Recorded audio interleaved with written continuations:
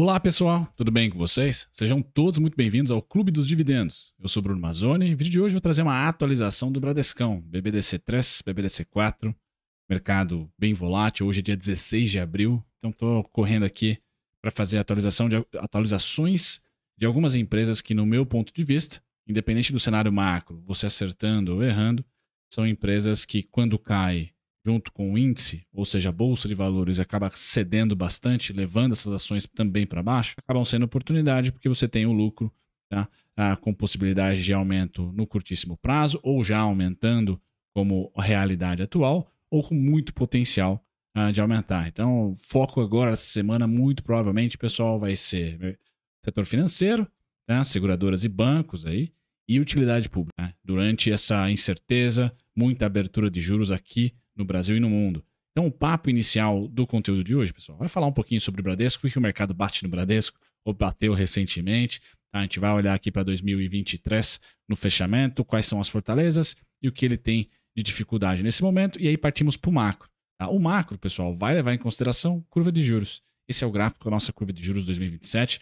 Eu vou fazer muita atenção, dar muita atenção a ela, junto com o Ibovespa, a comparação entre os dois. E aí nós voltamos para o Bradesco, falar de múltiplo, falar de desconto, falar de dividendos, bonificação, sempre ficar de olho em bonificação. E aí vamos terminar com a análise de rentabilidade do retorno do Bradescão 3 e 4, que é muito parecido, né, de 2003 para cá, em relação ao IPCA longo, né? Vocês estão vendo aí IPCA 45, IPCA para 2030, ela vai fumaça pagando aí já os seus 6%, IPCA mais 6%. Porém, aqui eu vou trazer para vocês a evolução dos preços do Bradescão contra o IMAB, né? Que é o IPCA longo aqui, não deixa de ser. E aí vamos terminar com BBDC3, tá? E BBDC4. Análise dos dois para falar um pouquinho de opções, falar um pouquinho para você que está alocado, né? Quais são os principais descontos, o que o preço pode... quais são os preços que a cotação pode percorrer e como eu, se fosse acionista do Bradescão, me comportaria ao longo dessa queda atual, que é amena, perto do Ibovespa, mas não deixa de ser um mês de queda. Certo, pessoal? Feito isso, disclaimer na tela, sou o Bruno Mazzoni, analista CNPI técnico. Eu estou todos os dias aqui no YouTube, no Clube dos Dividendos, para cornetar um ativo ou outro, uma tese de investimento ou outra. Tá? Hoje não é diferente, falaremos sobre o Bradescão. Então, se você gosta do Bradesco, já manda bala no like. E se você gosta também dos assuntos aqui, dividendos, bolsa de valores, cenário macroeconômico, juros, tá? Não deixe de se inscrever e ativar as notificações. Bom, Bradescão, pessoal, fechou o ano de 2023 como banco, tá, com maior nível de inadimplência, principalmente aquele nível de inadimplência pós 90 dias, né, que é aquele dinheiro praticamente considerado morto pela empresa, já que o cliente passou dos 90 dias e nada, nenhum sinal ali. O que é importante? É o banco com maior inadimplência over 90, ali pós 90, porém essa inadimplência fez um teto, tá, ali no terceiro trimestre. Então o quarto tri veio com notícias boas, ainda tem um doce, um salgado caminho para murchar essa inadimplência de 90 dias, tá? Mas é importante, o banco está mais conservador, dispendiando mais o seu caixa ali para segurar esses PDDs, tá? E tem alguns monstrinhos no armário, podendo ser aí o grupo Casas Bahia, né? O Bradescão tem bastante cobertura da Casas Bahia, então se a Casas Bahia tiver algum tipo de problema, o Bradescão deve ser também muito afetado, assim como foi no caso das Americanas. Então não está fácil a vida do Bradescão, mas dentro da realidade dos últimos 12, 18 meses, está melhorando. Tá? O que frustrou também o mercado foi o plano estratégico, não foi ali muito bem recebido pela Faria Lima, vamos dizer assim, que ninguém se empolgou com o plano estratégico, mas ainda tem o principal, PDD alto. Tá?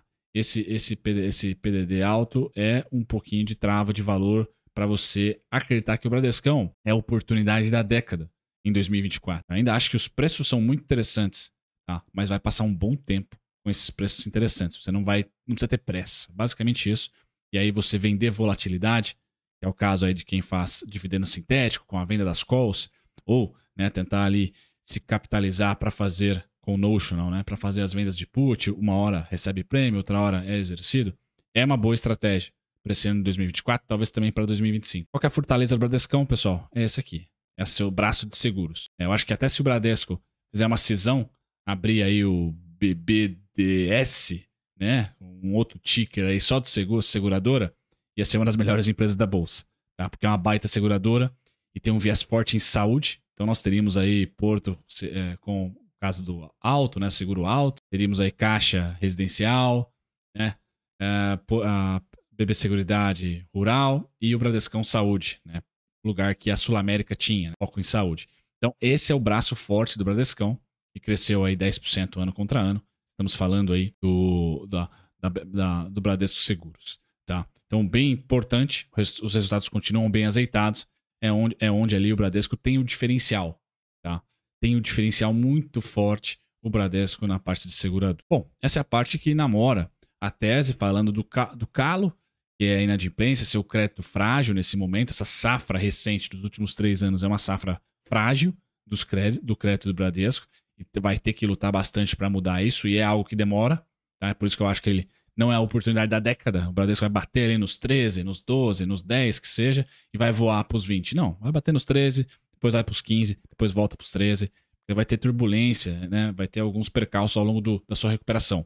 Acho que vai recuperar? Sim. Tá? Só não é aquela grande oportunidade da década. Não vejo como às vezes uma ação de commodities protagoniza, né? Uma grande oportunidade da Vale lá nos, sei lá, nos R$40. Poxa, aquilo ali, de fato, se vier a acontecer em algum momento, vai ser a oportunidade da década, tá? Mas não é o caso do Bradescão. Do mesmo jeito que é resiliente na subida, é resiliente na descida também, então demora um pouco mais. Pessoal, esse é o gráfico da nossa curva de juros 2027, na minha opinião, totalmente disfuncional nesse momento, precificando já para 2027 aqui um aumento robusto, né? Já que estamos em 10,25, a curva 27 está precificando 11%, então já está pondo aí 0,50 no Copom lá de janeiro em diante de 2027. Aqui está o principal prêmio, pessoal, só que tem que confessar, está abrindo muito mais do que a tendência atual de queda sugere. A tendência de queda na análise gráfica, pessoal, depois que nós fizemos aqui um rompimento do pivô, bom, rompemos o pivôzinho, a mínima aqui, chamada de pivô de baixa, maravilha.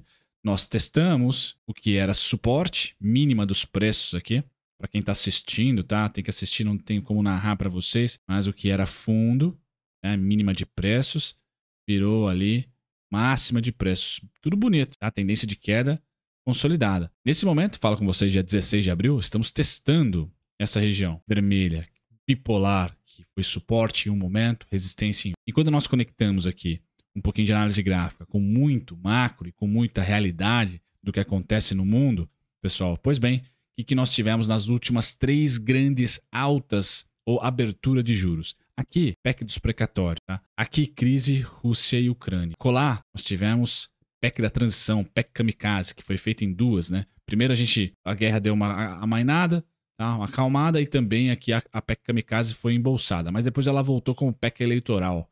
Aí o mercado abriu o juro. E essa última foi a PEC da transição? Não, pessoal. Já estava no preço a PEC da transição. Foi um discurso que o Lula fez no Centro de Convenção do Banco do Brasil, CCBB, acho que é. E esse discurso foi muito mal entendido, porque ele foi bem desleixado, para se dizer o mínimo, em relação à fiscal. E aí colocou bastante em dúvida como seria todo o imbróglio fiscal, justamente por ter sido o fiscal grande protagonista, o discurso relacionado ao fiscal dessa pernada última de abertura de juros, porque a Selic já estava a 13,75 há muito tempo. Então não foi o Copom, via Copom que nós tivemos, a Selic já estava estabilizada aqui, ó, até começando a cortar, a cair, e ainda nós tivemos a abertura de juros.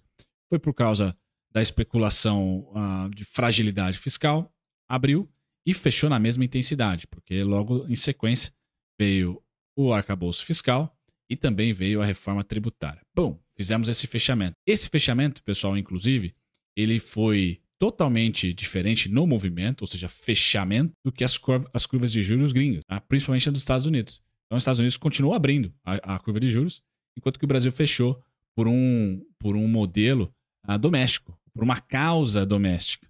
Tá? E aí continuamos nossa vida aqui no Brasil sem nenhum pepino, até que 2024 chegou, tá? E a nossa curva, por ter, de fato, pessoal, precificado aqui Selic terminal, ou seja, a curva 27 chegou aos seus 9,60, 9,50, 9,75, que é mais ou menos o que o mercado entende como fim de curva Selic. Eu até coloquei ano passado, pessoal, isso aqui é o alvo do rally natalino, e que a gente pode e deve ter uma abertura dos juros, mas uma abertura até os seus 9,75, 9,50. pessoal, estamos a 11%, tá? Já testando o máximo. Então tudo bem abrir os juros, eu esperava isso, mas não dessa magnitude. Qual que é o meu cenário, pessoal? É oportunidade para a Bolsa, essa abertura de juros? Sim. Para todos os ativos? Boa parte, principalmente daqueles que são lucrativos, não só para o setor financeiro e utilidade pública, que devem ser, na minha opinião, intensificados. Para quem gosta de renda variável, esse momento aqui, intensificar os ativos que não dependem de um passivo circulante para ontem, né? Rolar a dívida para o mês que vem, que estão capturando, vão capturar esse aumento de juros na sua rolagem de dívida. Vai pagar mais caro para se financiar. Tem bancos e utilidade pública, né? São financiamentos menores e até ganham dinheiro com isso, porque são bancos. E no caso de utilidade pública é passivo não circulante. Não é esse CDI que está batendo no financiamento das companhias. Então, qual que é a simetria? Voltar. Eu acredito que os juros voltam para os 9,50. Ah, vai romper os 9,50? Não. O meu cenário base era que a gente não passaria dos 9,70, tá? E começaria a lateralizar, ou seja, perderia volatilidade, tá? Perderia volatilidade. Um movimento parecido tecnicamente com esse aqui, 2021. Faria isso. Esse era o meu cenário para o segundo trimestre. Continua sendo. Qual que é o problema? Abriu mais do que deveria. E este candle aqui, esse é um gráfico semanal, esta vela, pessoal, é uma vela, por ter um corpo grande, clássica de stop, tá? Clássica de stop. E quando há stop de gente grande, pode haver mudança de tese. Ou seja, uma classe como fundos multimercados podem sair de vendido em DI para comprado e não somente em neutro. Pode acontecer isso, tá? Pode acontecer isso. A gente torce que não. Mesma coisa no dólar. Fundos multimercados estão vendidos no dólar. Mas com essa alta robusta do dólar, seguindo o DXY, e aí dados macroeconômicos todos, eu sempre posto para vocês aqui no vídeo de domingo da Itaúsa, né? Convido a todos a assistirem.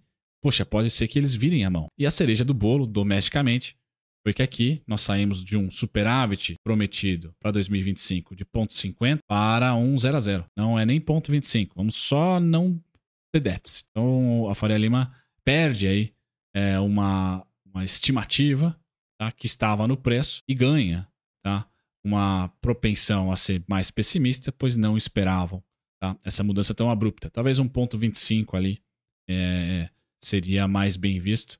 Então, na minha opinião, faltou bastante sensibilidade, embora da Faria Lima ninguém acredite em déficit zero, tá? A comunicação faz preço, tanto do Copom como também no Ministério da Fazenda. E a comunicação foi dura, né, por um período tão curto, sair de 0,5, pessoal, que faz bastante diferença, para 0 a 0. Né? Olha, a gente só vai buscar não dever, não ir para o déficit, vai ficar no 0 a 0. E aí eu trago para vocês essa dinâmica. Os juros ganhou força, candle de stop, próximo de máxima. Então ainda, Brunão, pode estar certo, tá? Com um pouquinho mais de emoção do que eu esperava. Tá?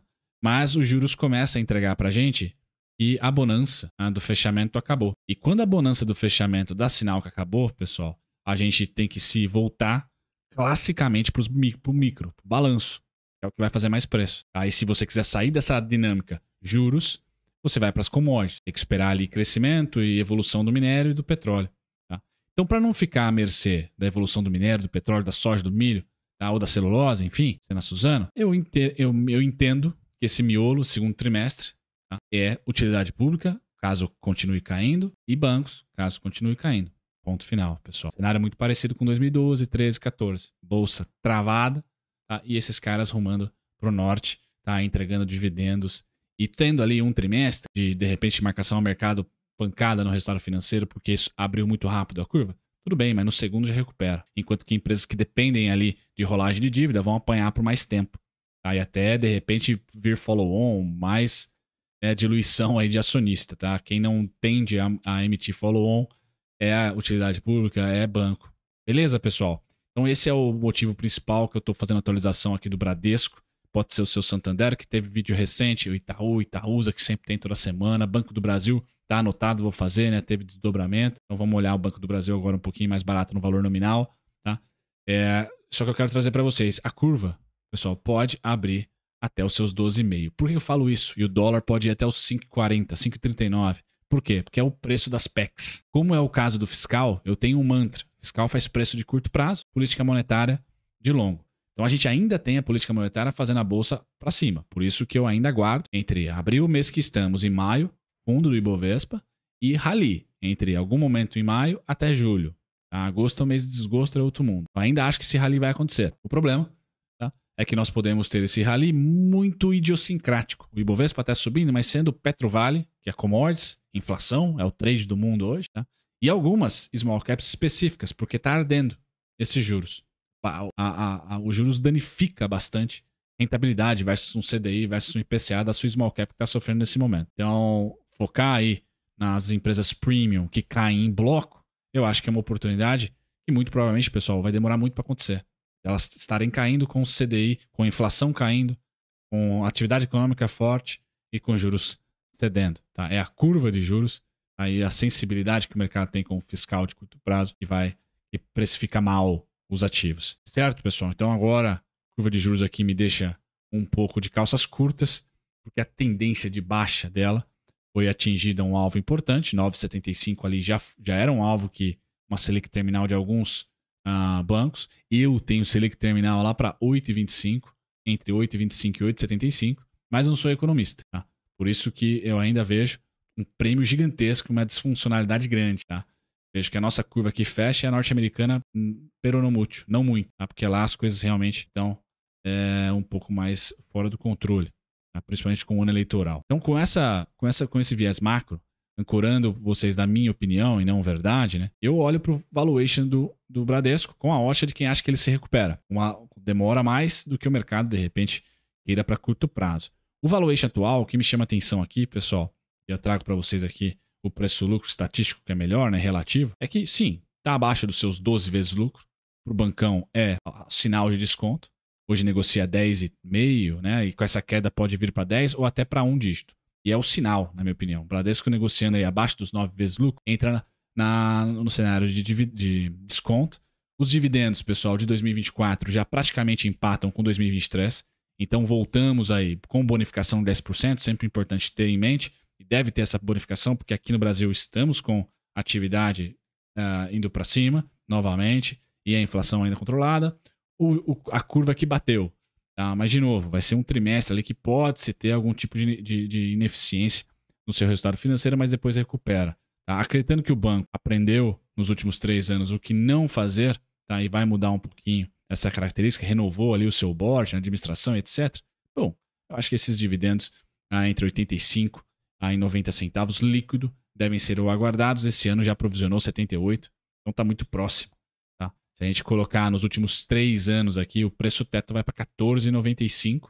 Tá? Então já começa a ter uma margem de segurança interessante. Tá? Um yield de 6,40, tirando as bonificações, que geralmente são de 10%. Então o Bradesco tem esse total yield aí de 16 e lá vai fumaça. Tá? O que é importante para vocês terem noção. E a tese de investimento acho que fica muito em cima da seguradora. Tá?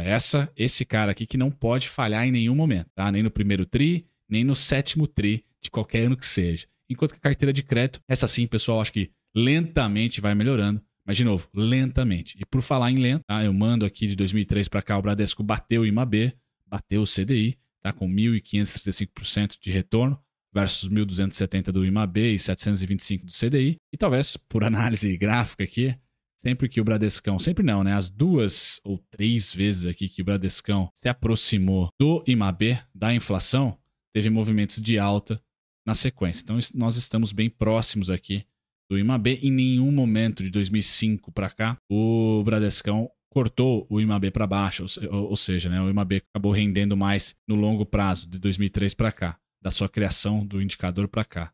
Então, talvez seja um período aí, um momento que, olha, aconteceu 3 vezes nos últimos 20 e tantos anos. Pode ser interessante se olhar nessa ótica. Na análise gráfica, pessoal, e finalizando o vídeo para vocês aqui, o que eu tenho na análise técnica? No Bradescão, deixa eu encher a tela para vocês aqui. No Bradescão, tá? O Bradesco 3, o desconto técnico, tá? Depois de quase ter atingido o alvo em 13,56, aliás, 13,56 e 14,30 são preço tetos, pessoal. Eu só deixaria de comprar Bradesco nesse 2º trimestre ou em 2024 acima dos 13,56, 14,30. Quando eu falo em vender volatilidade, é que sim, se você tem posição aqui e o seu preço médio está abaixo dos 13,56, por exemplo, aqui eu teria sim uma posição, uma parcela pequena da minha posição inteira nas ações, uma venda de call, por exemplo, um dividendo sintético. Eu acredito que o Bradesco vai caranguejar, mesmo price action da Ambev, por exemplo. Assim como abaixo dos 12,6, agora precisamente em 11,86 e 11,39, eu buscaria intensificar o aporte do mês específico, quando o preço estiver ali, tá? Com uma venda de put ou com uma ordem limitada. Tá? Aqui eu deixo o apocalipse, entre aspas, né, do Bradescão para vocês, que seria a região dos 10,48 tá? Aos 8,94. Todos os pontos ali interessantes, pessoal. Porque o preço pode ceder, o lucro, na minha opinião, é lateral ou para cima. Tá? Ele vai chegar numa lateralização, numa estabilização da queda, tá? E essa estabilização com os preços caindo, o preço-lucro vai lá para o sul, fica mais descontado ainda. Abaixo dos 10, eu já vejo interessante. Abaixo dos 9 é o Prime. Entre 8 e 9, estatisticamente, é o preço-lucro mais interessante do Bradesco. Certo, pessoal? Então, vejo com bons olhos. Esses seriam os principais pontos do BBDC 3. Tá? Já no 4, vamos lá, falar do 4. Tá?